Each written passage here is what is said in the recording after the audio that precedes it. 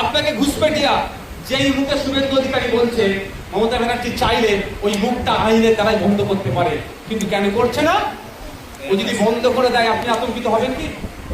আপনি ভয় পাবেন কি?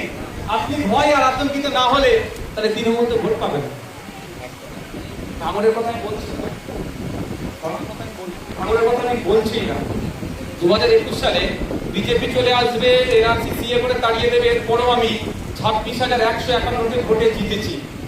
আমার বিশ্বাস এই 4-5 বছর আমি যা পারফর্ম করেছি, আমাদের দল যা পারফর্ম করেছে, এবং আপনারা বিজেপি তৃণমূলের মধ্যে যে সুসম্পর্ক, আপনার দীঘাতে জগন্নাথ ধাম উদ্বোধন করছে, বিজেপি নেতা গিয়ে সেখানে মমতার পাশে বসে আছে, ওরা বলছে যে বিজেপিকে আটকাবে।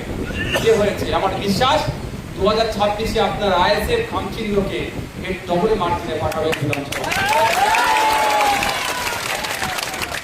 আমি আবার ফিরে আসি।